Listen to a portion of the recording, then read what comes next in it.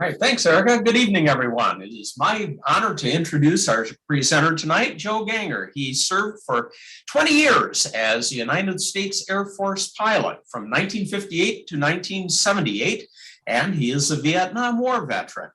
After his service in the Air Force, he put in another 22 years as a federal government employee. He has served as the president of the Colon Community Historical Society for many years, and has conducted extensive research into the history of Colon, including the Lamb Knit Mill, which is a fabulous building that's still there. And he was one of our presenters at our Michigan History Conference in Sturgis back in 2018. Joe, we are so happy to have you back again with us for History Hounds, and I am going to turn the program over to you. Thank you very much.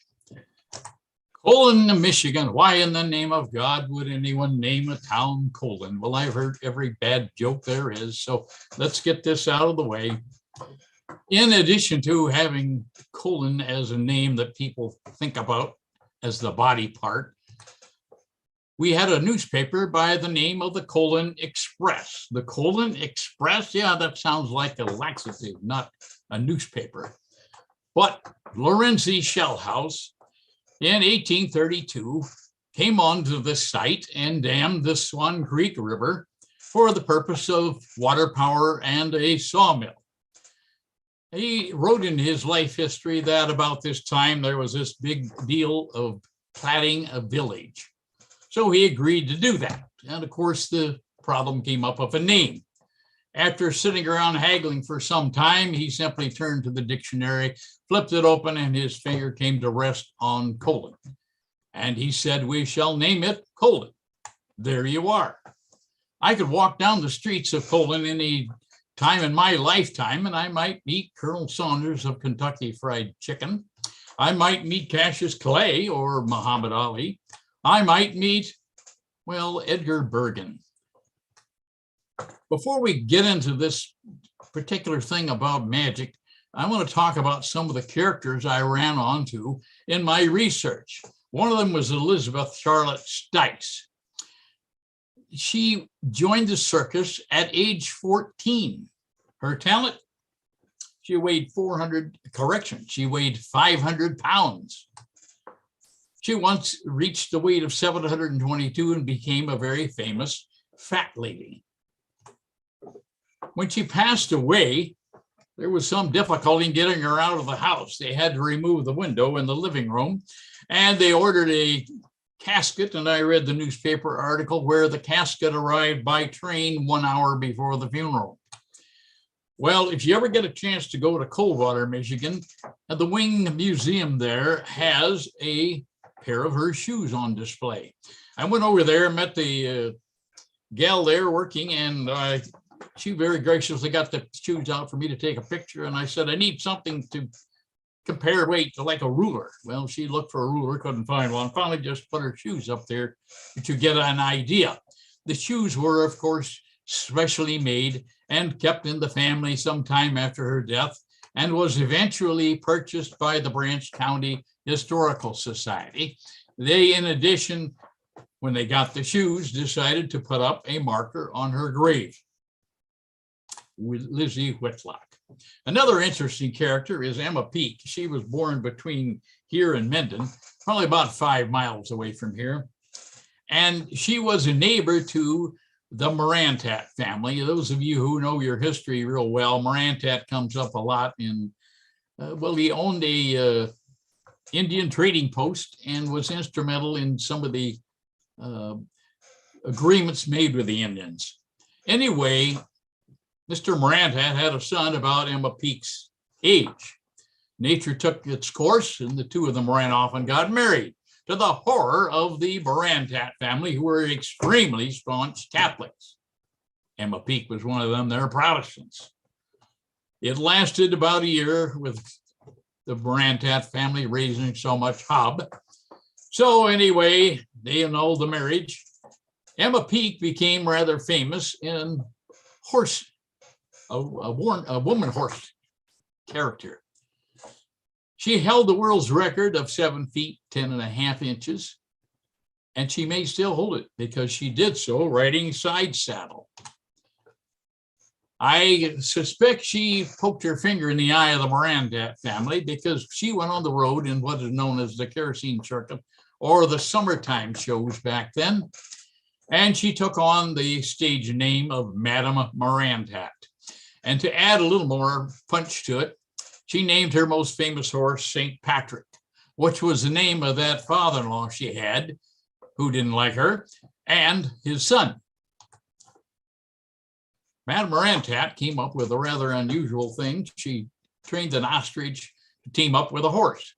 And her most famous ostrich, Gaucho, was renowned in the village of Menden for having a temper.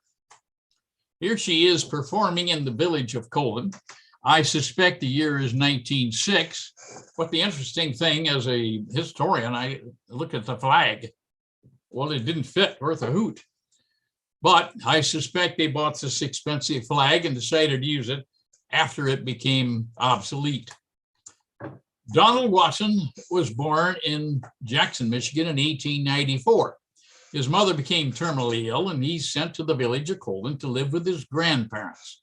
Here he is in a tuxedo that his grandmother made for him, performing magic. He worked at the Opera House as a very young lad, about 7 years old. He would distribute pamphlets around town on what was coming up. He would share water with the audience at intermission time. And as he put it, if there were any animals in the act, he got the dirty job of cleaning up after them. The point is, he got the show business bug. One of his stories he told me, I take with a shovel full of salt. He said that his original magic act was at the Baptist church. He did very well, he said, and did his final bow, stepped backwards and fell into the baptismal font. And if there'd been water in it, he would have become a Baptist. He also told me that the druggist that sold him the wine to water trick forgot to tell him not to drink the stuff, and he nearly died. Well, Donald Watson ran away from home at age 15 and joined the circus, where he learned to tumble and juggle and a variety of other things. He was drafted in World War I and was actually on 5 different fronts. He still had this bug of show business, and he would wear a red wig, a top hat, and a tuxedo type jacket, driving the team, pulling the ambulance, just adding a little bit of fun to the unfun situation. Monk gained the nickname of Monk about this time, but he performed a lot of different things for the troops. One day he saw an advertisement on the bulletin board for Elsie Janis, who was going to come perform at his camp. Well, he got permission from his colonel, took up a collection, enough to buy 24 roses. And after Elsie Janis finished her first number, he waltzed onto the stage, held out the 24 roses, said, "Miss Janis, these are for you," and did a pratfall flat on his face. A pratfall, if you don't know what it is you learn to make a lot of noise when you fall and don't hurt yourself. But she said, "Well, who are you and what's this?" He stood up, did a little patter, and did a backflip off the stage, about 10 feet high, he said. And she said, "Young man, come backstage after the show. I'm going to talk to you." Well, he did. And she invited him to join her if he lived through this. And he did so. Now, Elsie Janis was one of the few women who performed her shows at the front, literally, in World War I. Well, he did. He joined Elsie Janis for 2 years.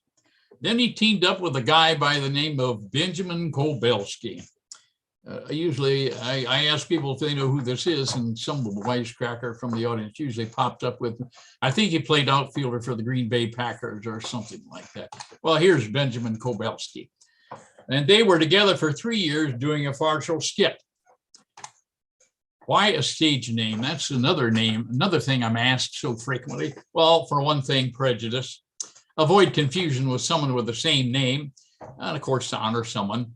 And also an unwieldy name. Now, what do I mean by an unwieldy name? Well, what fits on the marquee? Here's 5 different people that you should know that don't fit on the marquee. I can't hear you, so I won't ask you to name them, but here they are. I'm going to go back and look at that again. So in this case, I can see why they changed to a stage name. Monk Watson began to adapt to what was happening to vaudeville. Keep in mind that vaudeville was destroyed by two things. One was moving pictures, and the other was the Depression years. He learned to play several different instruments and created a band, the Keystone Serenaders. He did very well. As a matter of fact, in particular at the Riviera Theater in Detroit. At one time, he had his own radio station on WJR. Well, he did 5,000 performances in a 4-year period at the Riviera Theater. How on earth did he do that? Well, he changed the act every week. The band would learn new numbers, and he would hire people to fill in between the band playing. And one of those that he hired was a guy by the name of Packy East. Now, Packy East had been a prize fighter. And I was told, I don't know whether it's true or not, that Monk Watson was instrumental in talking Packy East into going into comedy instead of dancing. Here are some other names that were involved with this Colon hometown boy. When he was a kid, he remembers working at the Hill Opera House here in Colon, and he would look down at the marquee. Now, the marquee is that area in front of the brass railings that had the plush seats and where the rich sat, in essence. That's what Donald called them. And behind that, they weren't padded. But he said he remembered as a kid always wanting to look down there and sit in one of those seats. So when he was invited to play at Colon with some of his group at the theater in Detroit, the first thing he did was trade seats with a guy in the marquee. He had finally made it. He semi-retired and then was called by the federal government to train at pilot training bases in the South. Now we're going to talk about the Bouton brothers, Harry and Pete. Now, they got into show business quite early, around the turn of the century.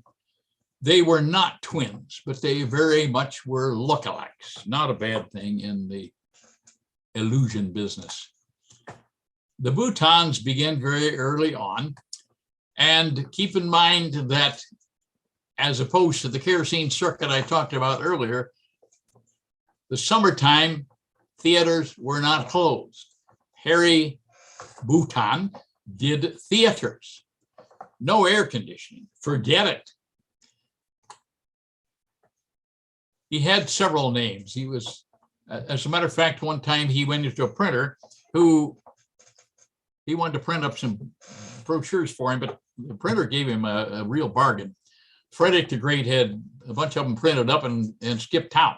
So Harry Bouton became Frederick the Great.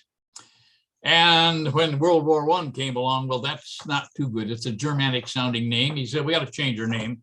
He was at Wocapadet, Ohio, and looked down the street at a cigar store and saw Blackstone and said, that's what we'll do. We'll become Blackstone the Great.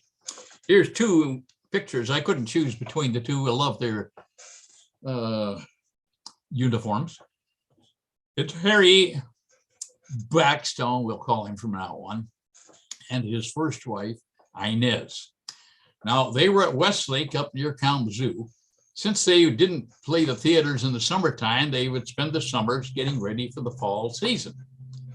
And he'd mentioned they needed somewhere a little bigger. Well, she went out for a drive one day, and Inez blundered into the village of Colon. And she discovered there was about 200 acres for sale up on Evelyn Isle. And it's an island, they call it that, only by virtue of this teeny little creek here. But anyway, let me give you a little overview of Colon. I got the red arrow there. That's where Blackstone purchased his property. If you look up here to the upper right, that's the St. Joseph River coming in. The Sturgeon Lake is actually an elongation of it. It exits off to the northwest, curves down into Indiana, makes the South Bend, which is the name of the South Bend came from, comes back into Michigan and exits into Lake Michigan at St. Joseph. So that dam that Lawrence Shell House built right here downtown. So this lake only exists because of the dam.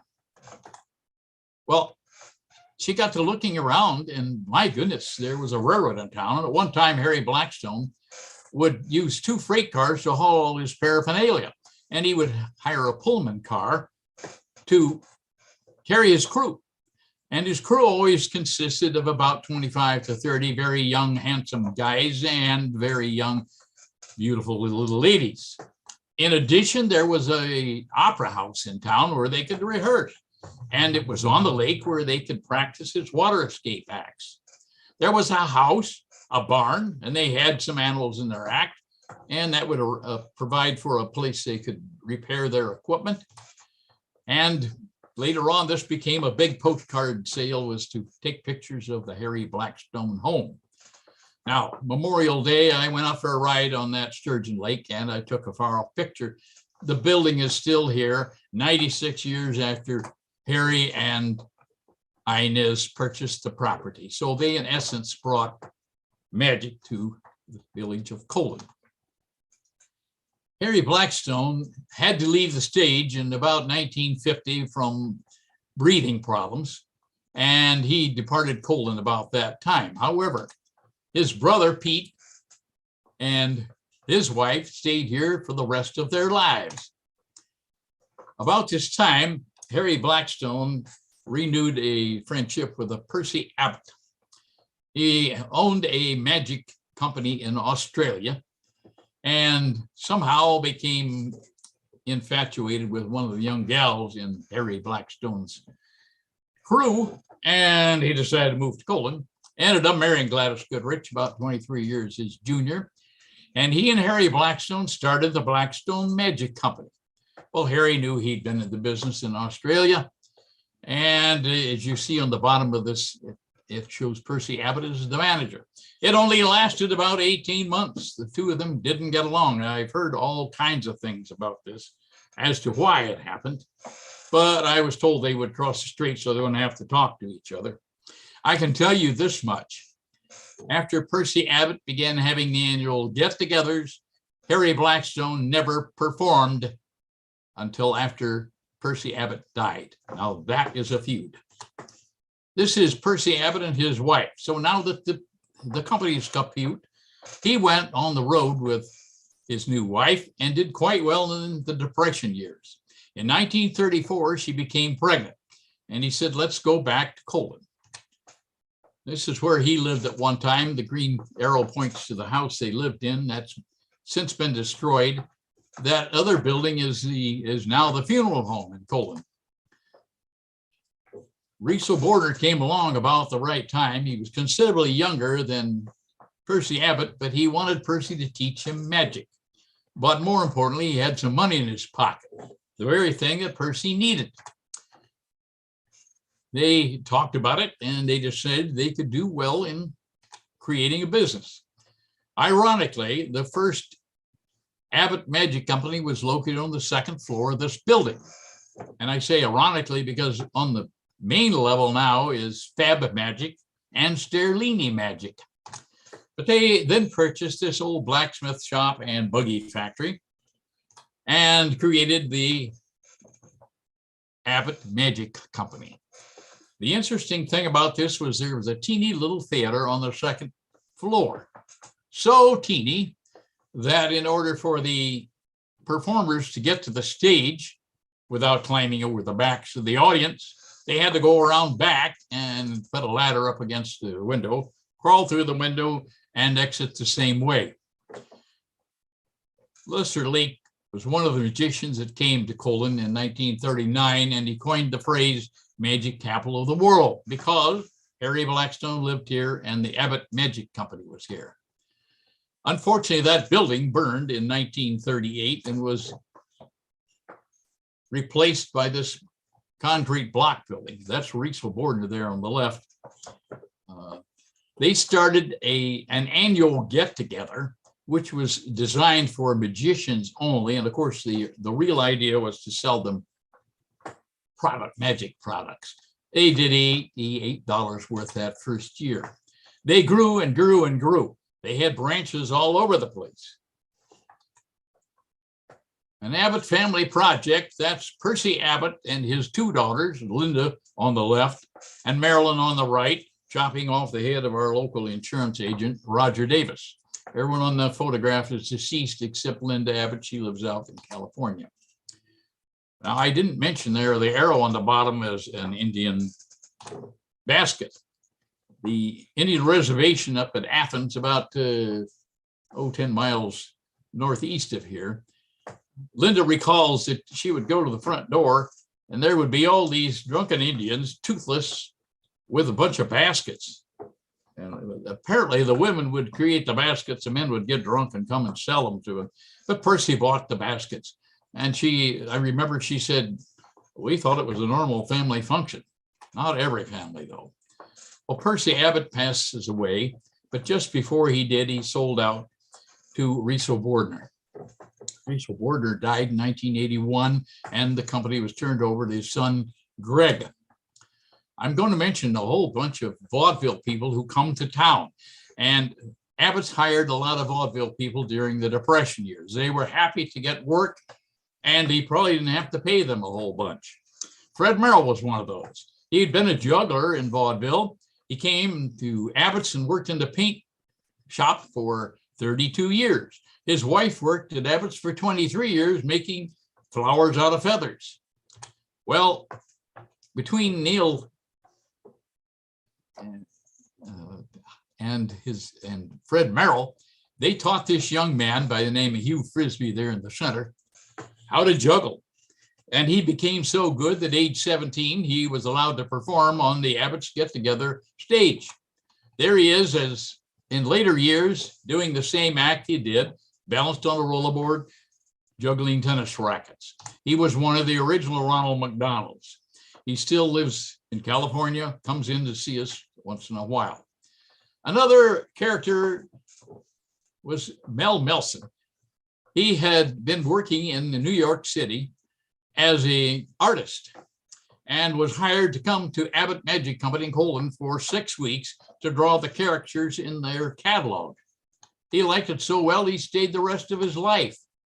There's Duke Stern. He was a professional violinist. He came to Colon, ended up marrying a Colon gal, couldn't find work at all. So he became an Abbott's demonstrator. And for the first 10 years, Percy Abbott's wife, Gladys, on the piano and Duke Stern on the violin were the orchestra for the Abbott's Get Together. Duke is one of the funniest people I've ever known. Let's talk about this photograph. It's a rare one because it's got Harry Blackstone and Percy Abbott in the same photograph. But let's talk about that guy on the far left. He was Theodore Coppin, was his real name, stage name of Ted Banks. Again, get this confusion of bank names. Anyway, Stan Laurel was one of the other guys in this group from the United Kingdom that came over, as well as Charlie Chaplin.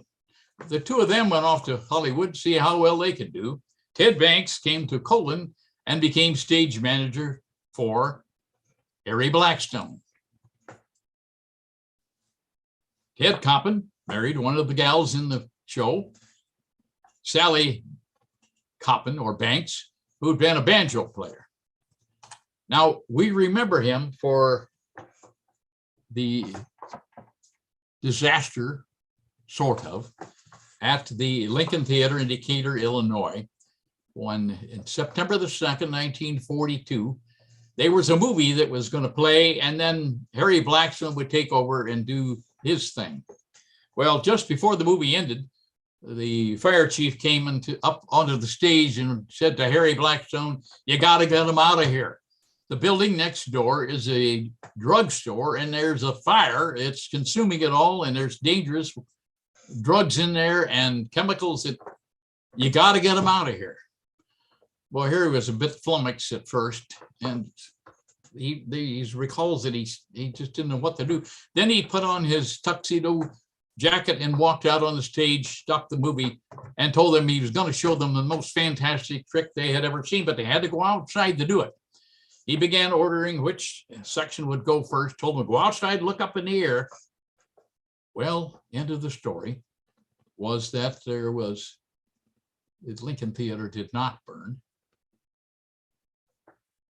There was no one hurt in the audience, but Ted Koppel passed away with a heart attack. This is one of the few pictures that were taken during the confusion of getting the stuff out of there.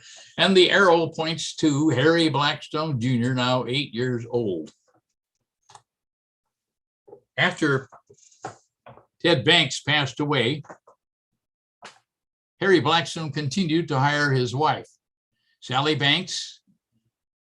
After a few years, said, "I don't want to go on the road anymore, Harry."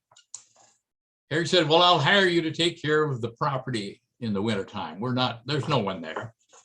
And so she decided to do that. A friend of hers from across the lake said, "You know, Sally, I really worry about you being up there all by yourself." Sally kind of offhandedly said, "Well, if I ever get in trouble, I'll put a red light in the window." Well, she forgot about it and was putting up a Christmas tree one year when half the village of Colon went out to rescue her. Here's Sally Banks and Harry Blackstone. This is your life. Skippy Lamore is another one that came to town.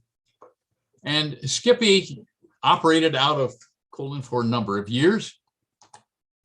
And this photograph was a particular little incident I included because the Lions Club was started in 1937. In 1938, Skippy Lamore went over to the local bar owner and talked him into buying one ticket for the state lottery. And he won the car. There he is in front with all the Lions and Skippy Lamore. At one time, he hired Percy Abbott in his act. He had this monstrous tent. Well, when he passed away, Abbott's Magic Company bought the tent. And for years, they used it as their get-together facility. Unfortunately, that burned in 1952. They were in trouble trying to figure out what to do with, I'm looking at the clock, there's a guy with a gun on my head. They tried different towns and they finally arranged so that they paid for a monstrous air conditioner for the school, and they hold their annual convention now in the school gymnasium. Neil Foster was another one. He was a graduate of the Chavez School of Magic and was hired on as an instructor. He was so good. He actually performed magic for the coronation of Queen Elizabeth II in 1953. When the Chavez couple passed away, that turned over the Magic College to Neil Foster, and he operated it here out of Colon. Carol Fox, Hillsdale, Michigan. He worked at his father's restaurant. One day a customer walked out without paying his bill, but he left behind some magic paraphernalia, and Carol Fox got to examining it, and he got the real bug. He did so well, he was on the Ed Sullivan Show at age 18. He played one movie as W.C. Fields. Another very funny man. We got to mention Harry Blackstone Jr. He was born in Three Rivers, Michigan, about 16 miles west of here. Here he is at age, well, the lower picture is of Harry Blackstone in school. He did not graduate from Colon High School, and I finally found a picture of him among a group. And I understand he was a terror. And I've talked to so many of his classmates that said he was a real horse's behind, but he did come to Colon and would look up the school teachers and apologize for the way he behaved. Bill Baird's another one buried here in Colon. We got a bunch of magicians. Now that is the thing, is to be buried in Colon.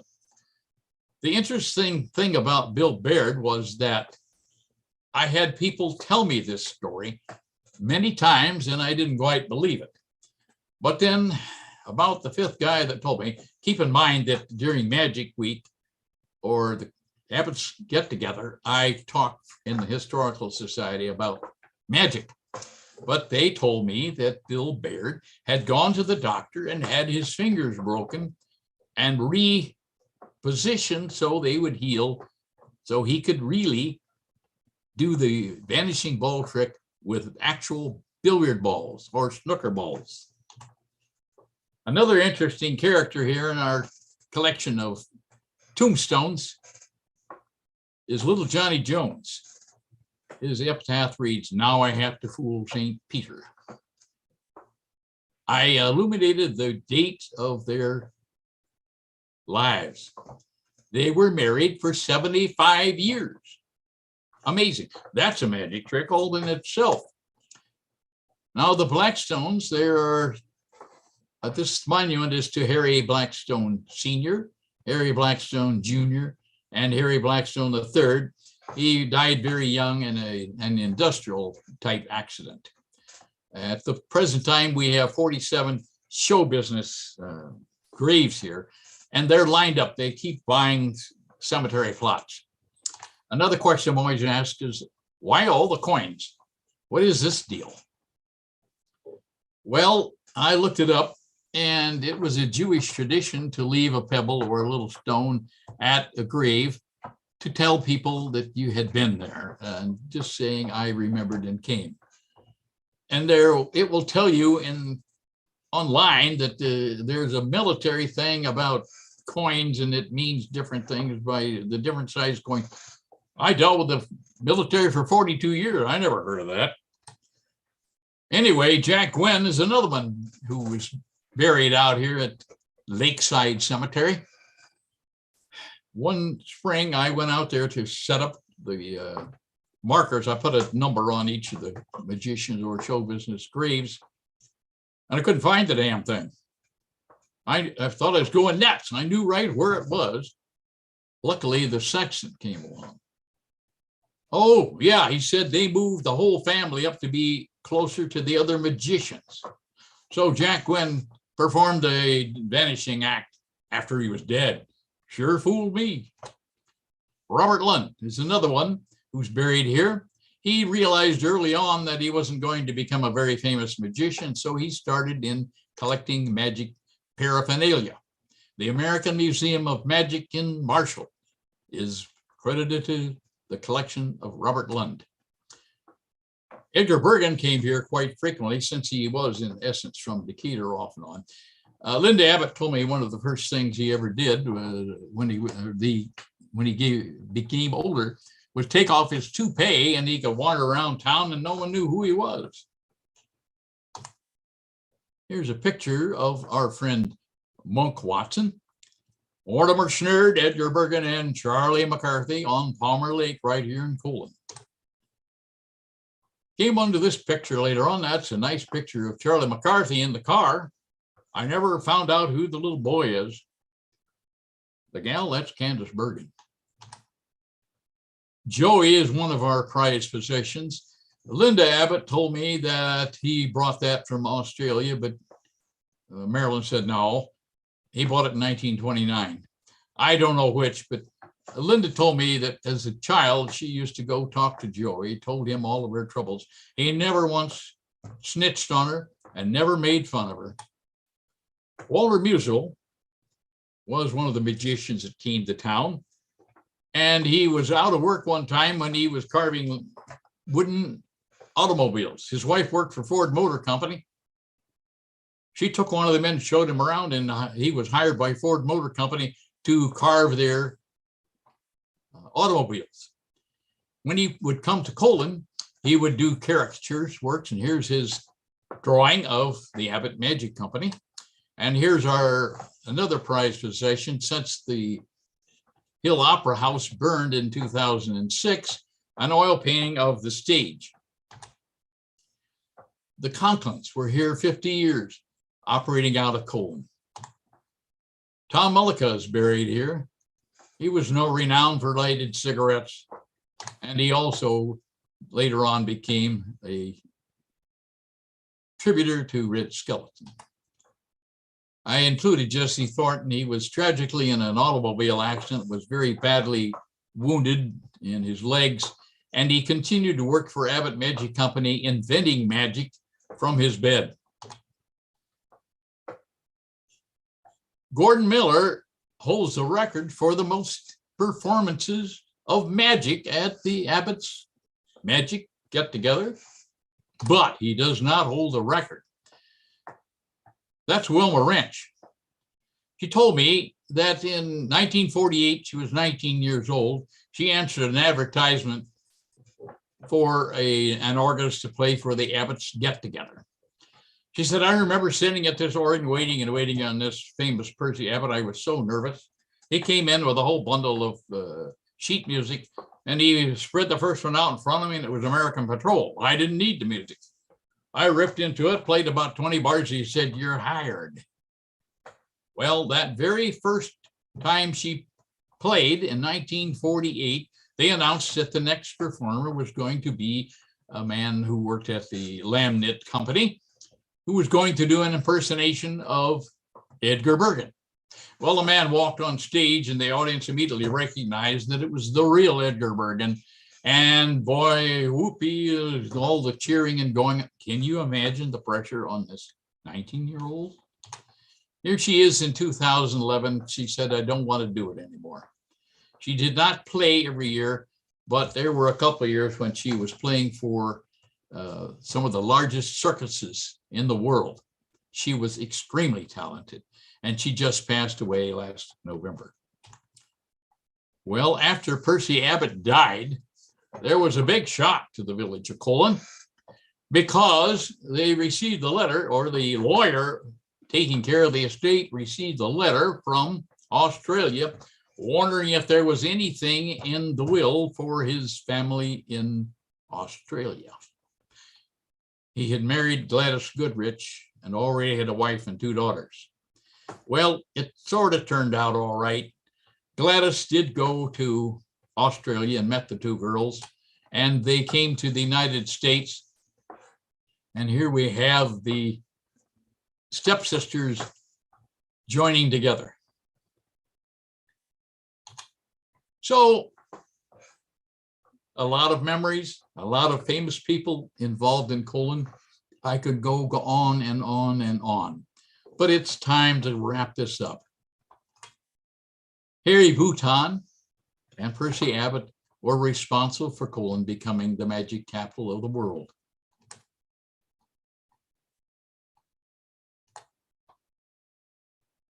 Do I look like him?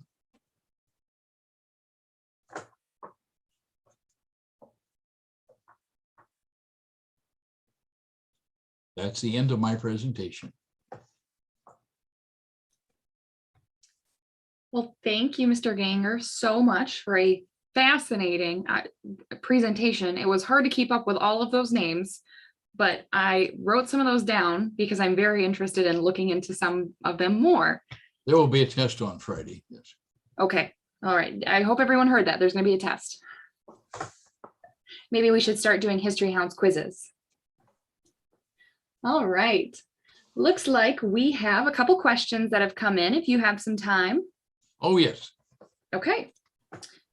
Someone's wondering that you showed a couple photos of Harry Blackstone with 2 women, one on each side during shows. Were the 2 of them regulars for his shows, or did he often switch up co-workers, co-stars? He switched a lot. And apparently during the summers, the members of the show, a lot of them would stay out at what is now known as Blackstone Island. Main Street was changed to Blackstone Avenue, and Evelyn Isle, I showed you, is now Blackstone Avenue, or Blackstone Island. But they would stay in these little cottages, and I understand they were really just a bed, that's about it, and outdoor toilets, and the group would come up to the main house for food. But in answer to your question, there were just a large variety of young people in and out. All right. Now, how did you get interested in all of this? Do you yourself dabble in magic? Well, I did dabble in magic as a teenager, but I am not a magician. I promoted myself to historian. Oh, a self-promotion? Yeah. All right, let's see. Was Abbott a magician in competition with Blackstone, or was Abbott only a businessman? Abbott was a magician. My understanding that Riesel was not an outgoing person. He worked more in the background, and Percy did the demonstrations, but he'd done so in Australia. So they were a good combination. And what this feud was all about, I will never know. One of the stories I heard was that Percy Abbott would tell Harry Blackstone business wasn't going very well, but he had a nice new car and a nice home. So I don't know. Your guess is as good as mine. No, I think your guess is probably better than mine, given that I don't know much about magic history. So we'll take your word for it. Yeah. All right, I got an interesting one here for you. You mentioned Fred Merrill hired a lot of vaudeville performers during the Great Depression, but earlier you said vaudeville died out because of moving pictures and the Great Depression. So why did he focus so much on hiring in a dying field? Okay, remember that Abbott Magic started in 1934, depth of the Depression. And this is when ex-vaudevillians were really looking for work. And there were so many occupations in the performing fields that just died out. There were a lot of vaudevillians here in town working for Abbott Magic Company. The timing there is 1934. Remember, vaudeville, the moving pictures came along early on, and that started the decline, but the icing on the cake was the Depression. Okay, thank you for emphasizing that time period. Someone said there seemed to have been a lot of fires, several fires. Was there ever any thinking that the fires were intentional? No, as a matter of fact, they lost money on every one of them. And since you mentioned the fire, I forgot to mention that fire next door to the Lincoln Theater in Decatur, Illinois. Harry Blackstone, they gave the money back to the audience, and he lost $2,000. I ran that on the inflation calculator, and that's about $35,000 in today's money. Wow. So, yeah, it was a disaster for him. Wow. All right, you mentioned that the cemetery, some of those areas for burial are a hot commodity. Does the cemetery in Colon have a premium cost for burial in the special section that you mentioned? And are there any specific qualifications for burial there? No, the only difference I think is the price. I'm not the expert on this, but there is quite a bit of area still close by most of the magicians. I know of two that are way out in the boondocks, and one of them is Duke Stern. And when he died, he was relatively penniless, and Donald Watson donated a family plot to bury him. And I keep looking at the time, see how we're doing here. Oh, you're all good. We got time. Anyway, Duke Stern passed away, and they had him cremated, and they were standing around at the counter at Abbott Magic Company trying to decide when to have the broken wand ceremony, and this is a magician sort of thing. Anyway, the ashes were in this little glass jar, so one of the guys wrapped it up in some of the paperwork there. Well, Duke Stern was buried, and then Riesel Bordner started raising Cain because he couldn't find the catalog he'd been working on. So appropriately, Duke was buried with the latest Abbott's catalog, or part of it. Now, you also mentioned Linda Abbott earlier. Could you explain more about who she was? I'm sorry, the first name? Linda Abbott. Linda Abbott is the daughter of Percy. Okay. Born in the United States, I should. He had 4 children here in the United States. Linda, Marilyn, and 2 boys. I have a little trouble thinking of the names right now. And I think they're all gone except Linda. But he had the 2 daughters in Australia that no one knew about. And the reason they found out in Australia that he died was he was famous enough that it was published in all the magic catalogs over there, or the newspapers. So Mom says, "That's your dad." All right. Let's see. Did the Blackstones originate any magic tricks that are famous now? Yes. As a matter of fact, Harry Jr. donated a lot of these magic tricks to the Smithsonian. I can't tell you specifically which ones they invented, but Harry Blackstone came up with a lot of, he could vanish. He had a horse in his act. He could vanish. Vanishing a horse. Abbott's had a lot that they invented. And Abbott's paraphernalia is still treasured because it was quality built. And all three of the magic companies here in Colon right now, they have showrooms and deal very little with walk-ins. It's almost all online anymore. Okay. Someone's wondering, where did all the audience members from out of town stay during the high season? Oh, thank you for that question. There are no hotels or motels in Colon. And Percy Abbott went out to the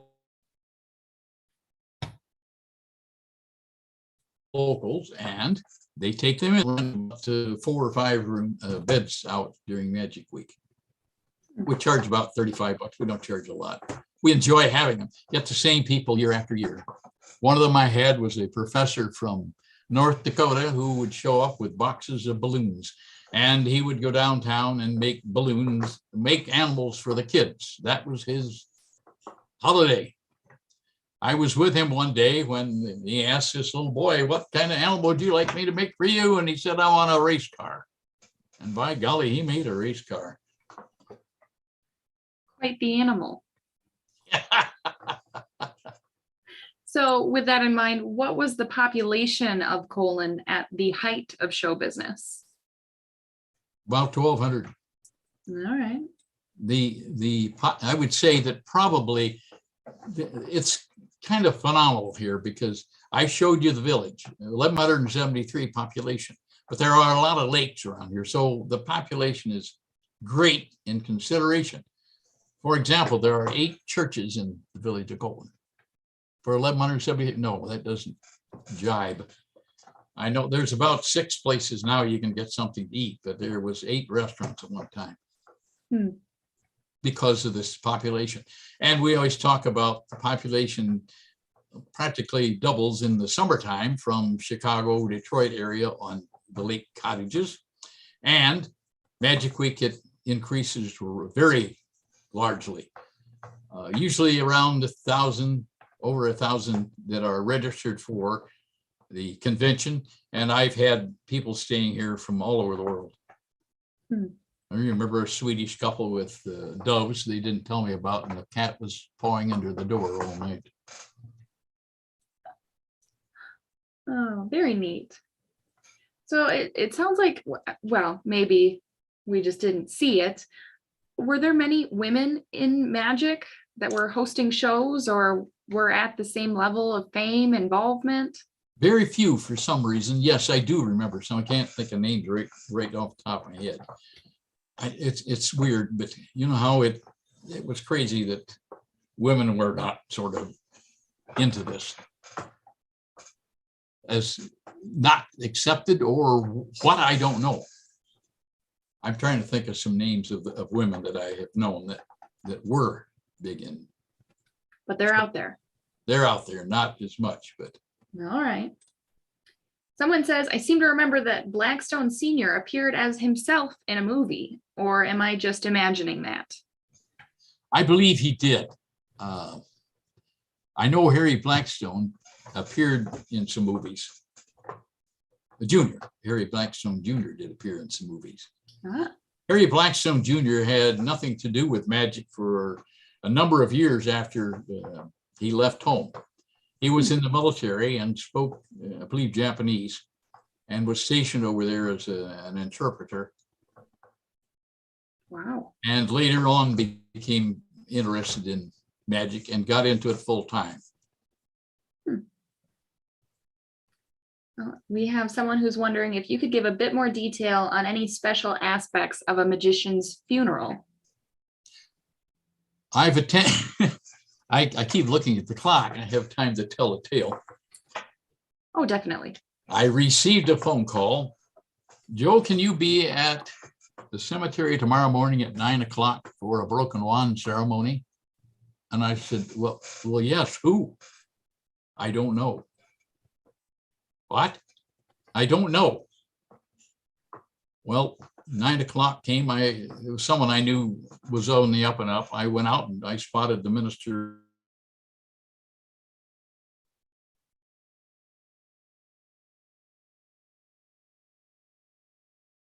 I knew. We went over there, and that is without a will, and no known relatives. And they had, the local club had gone through the hoops that you'd have to jump through legally to get the money out of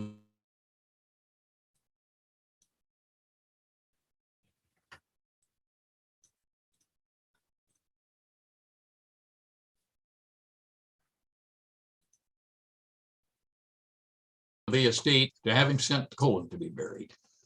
And markers never appeared. Oh, sorry about that. It looked like you were freezing for a little bit, so you were in and out. So sorry if there was Yes. any awkward waiting on your end. Could you repeat that really quick? Yes, the man died without a will, no known relatives, and the local magic club had got the money out of the estate to send him to Colon to be buried. And this distant nephew appeared somewhere along the line and received the balance of the estate, promised to put a marker up, and there's never been a marker put up. Yeah. Now you mentioned that there were a lot of churches, and we've got time for just a couple more questions. Don't worry, I'm watching. You mentioned there were a lot of churches in Colon. Were there any in general that were against the magic being performed in Colon or the shows being put on? No, I've never heard a thing. Interesting. Yeah. You know, All right. magic is considered by some evil and crazy. Believe me, it's all real. There is no funny business. And for most of the magic tricks that I know how they do it, I find it a little disappointing. Once you find, you think, oh, duh, why didn't I think of that? No funny business in magic, huh? Well, there's no calling in the Oh, yeah. ghosts or anything. No way. All right. I think we've got time for just two more questions. So can you say, what can people visit and see in Colon today? Well, in particular, Fab Magic is usually willing to talk to us. And if they want to call me, I'll take them through the museum. I give a spiel very similar to this one, but I have other pictures and 1,014 stories. It's very specific. Well, they can give us a call and we'll give them a tour of the museum. If the weather's nice, I can take them out to the cemetery, and I'll hopefully get the markers up soon. I'm not allowed to put them up until after Memorial Day. And we did just add some this year, so gotta That make. sounds lovely. All right. Well, real quick, what are the hours for the museum? Well, by appointment only right now. All right. We had a lot of losses lately. And there'll be a number up there to call me. Joe All right. in the phone book, or everybody knows who I am. I'll be happy to give you a tour. All right. Now, everybody wants to go visit Harry Blackstone's house. That's almost impossible. If you go the upper road, you can't see it. If you go the lower road, you got to drive through several people's front yard to get to Harry Blackstone's house. That's why I took the picture from the lake.